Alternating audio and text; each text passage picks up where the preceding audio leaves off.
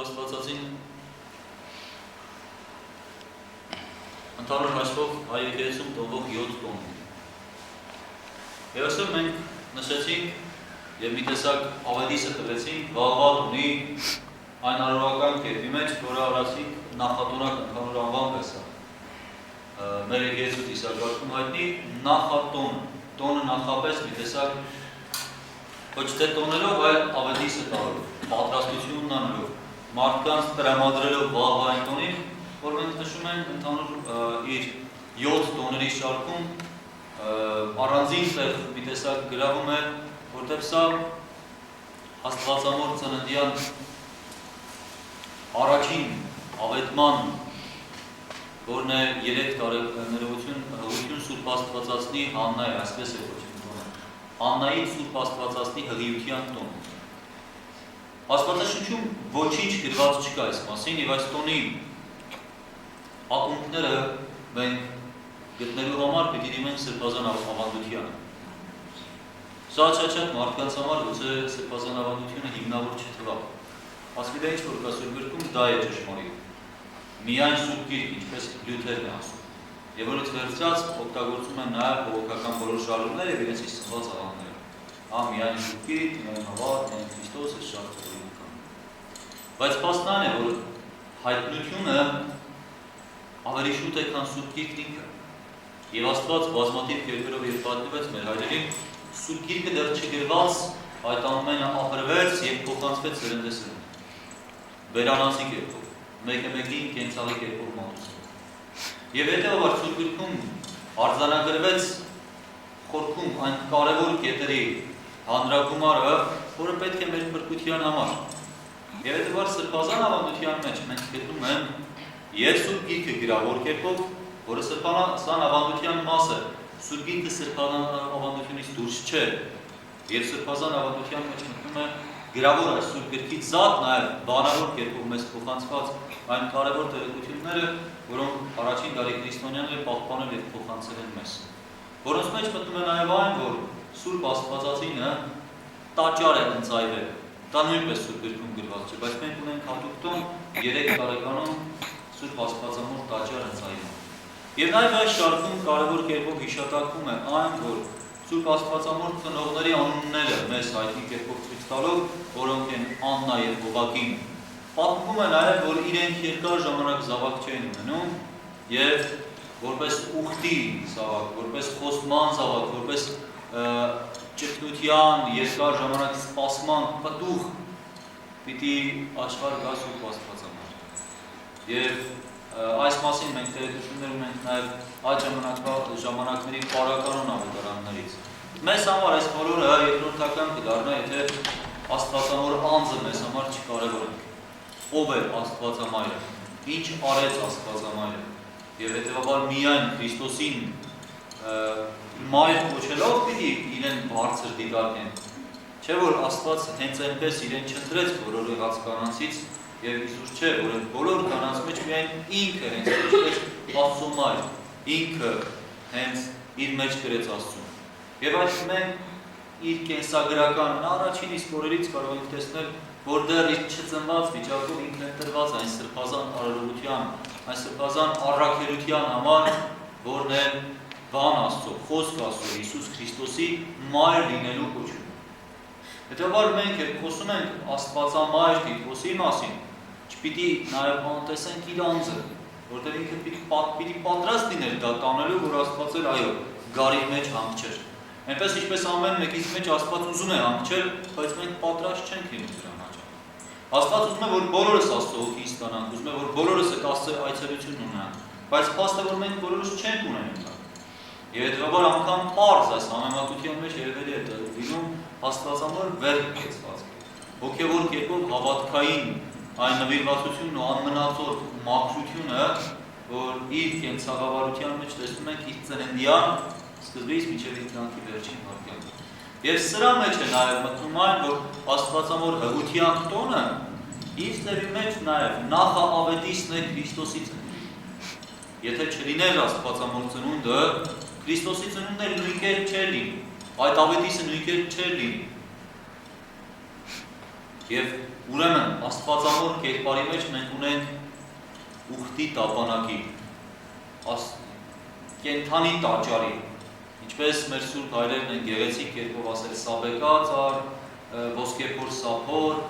լի մանանայով, որ մանանան Քրիստոսիներին պատանշում են, խորքում ինքը եղավ այդ տաճարը, որտեղ Քրիստոս այցելեց։ Հետևաբար այդ տաճարի կառուցման ավետիսն, ինչպես որ Դավթին եւ Սողոմոնին Աստված ասաց, այս կերպ է մարմնական իմաստով, հոգևոր իմաստով կարող ենք ասել, որ Քրիստոսի այս աշխարհի վրա լինելու տաճար աստիճանաբար Աստված պատրաստեց, եւ սրա առաջին իսկ մի տեսակ զանգը, կոչը, կոչնակի պես մեզ ավետող տոնը Սուրբ Աստվածամոր հղության տոնն է Աննայից։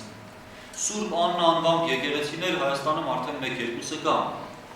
Ես գիտեմ, որ հաճախ հայկական միջավայրում սա փորձ են անում ասոցացնել բարերարների եւ իրենց կանանց ու չգիտեմ այս հանգամանքները։ Ես այսպես եմ գիտակցում, որ բոլոր Գևորգ անուններ գրողները Սուրբ Գևորգի անվան։ Բոլոր անուն գրողները Աստվածամոր անվան հոր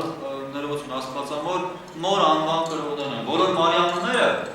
Աստվածամոր անունը գրողներն են, սրբույները, մաքրուհիները, այս բոլորը։ Հետևաբար իրենցից որևէ մեկ աղքատ կլինի թե հարուստ, ինձ համար դա կարևոր չէ, այլ որ Աստվածամոր անունն է հիշատակում։ Եվ հետևաբար երբ մենք Սուրբ Աննա ենք ասում, հիշենք, որ սրանով մենք դիտարկում ենք Աստծո ընտրյալ մի անձի, որը իր աղոթքի արդյունքում ստացավ ուխտի զավակի ավետման եւ հետևաբար իր իսկ զավակի մեջ Աստծո խոսքի գալեսյան ավետիսն։ Աստծո հոգին քննում է խորում ծրագրերն Աստծո եւ Աստծո հոգին երբեմն Աստծո սրբերին իր ծրագրերը հաղորդում է։ Ես չգիտեմ, ի վերջո սրբանազան ավանդությունն անգամ շատ այսպես մանրամասներ չի խոսում այս մասին եւ անգամ այդ ավետարաններն են նայում, հատ պարականում։ Թե կոնկրետ Աստծո Սուրբ Հոգին ինչ կերպով եւ ինչ հուշումներով Սուրբ Աննային, Աստվածամոր մասին, այսպես ասած, մատուցեց, որպես ինքն իմանար, թե ում է ծնելու, բայց ամեն դեպքում վստահ եմ, որ ինքը այդ քաղցր հաղորդակցությունն է ունեցել Աստծո հոգով, այն Աստծո հետ, ով կարող էր երկար տարիներ ամուլ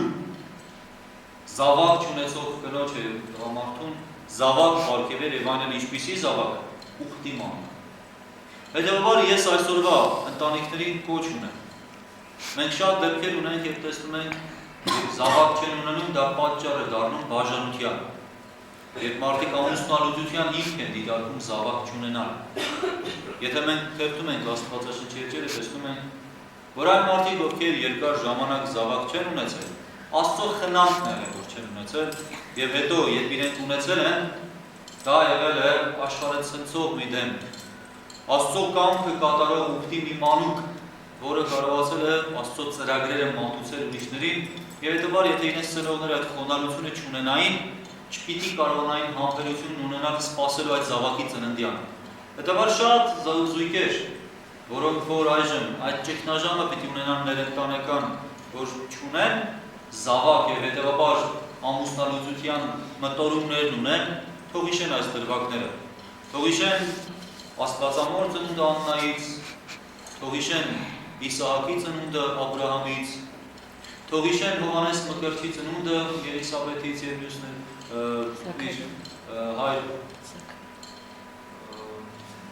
Զաքարիայից եւ թող իշեն Հիսուսի ծնունդը։ Եվ այս բոլորի մեջ դիտարկեն, որ առանց Աստծո ոչինչ չի, ոչ մի ծնունդ եւ ոչ մի մահ չի։ Հետեւաբար եթե որևէ մեկը զավակ չունի, թող սրա մեջ խոնարհություն ունենա Աստծո կամքի առաջ, այո, գլուխը կախ իր աշխատանքին, իր գործին, իր ծառայությանը, իր ներընտանեկան կյանքի սիրուն ծառայելու եւ վստահ եմ, որ իր ժամանակին Աստված ամեն մեկին պիտի բարձրացնի յուրովի։ Եվ այդ ժամանակ մենք կարող ենք մյուսների պես ասել, Աստված այցելություն արեց մեզ եւ մեր անարգանքը վերացրեց շատ ավելի փառավոր կերպով, քան սովորական ծնունդների դեպքում։ Աստվածամոր ծնունդը եղավ ոչ միայն ուղղակի բարձր երեխայի ծնունդ, այլ վստահ Աստծո նախախնամության իր իսկ ծնողներին հուշած ծնունդ, որով իրենք էլ իմացան, որի վերջո ծնվելու են մեկը, ում միջոցով Աստված շատ մեծ լուրջ ծրագիր պիտի իրականացնի։ Մենք էլ այսօր այս տոների մեջ ունենում ենք Աստծո կոչը, խոնարհ լինելու իր առաջ, որպեսզի Աստված մեզ էլ օգտագործի իր ծրագրերի մեջ։ Թող Աստված այս խոնարհության մեջ մեզ հաստատում կայի։ Եվ այս տոների ուրախությամբ մեզ կրկնել տա Սուրբ Հովհակիմի եւ Աննայի խոնարհությունը, որպեսզի մեր մեջ էլ նոր մարիամներ ծնվեն եւ Աստված իրենց միջոցով այցելություն անի մեզ։ Օրհնյալ լինեք Աստծո Սուրբ Հոգուշնորհով, աղոթյան գնալ, եւ թող մեր Տեր Հիսուս Քրիստոս միշտ ձեզ հետ լինի։ Ամեն։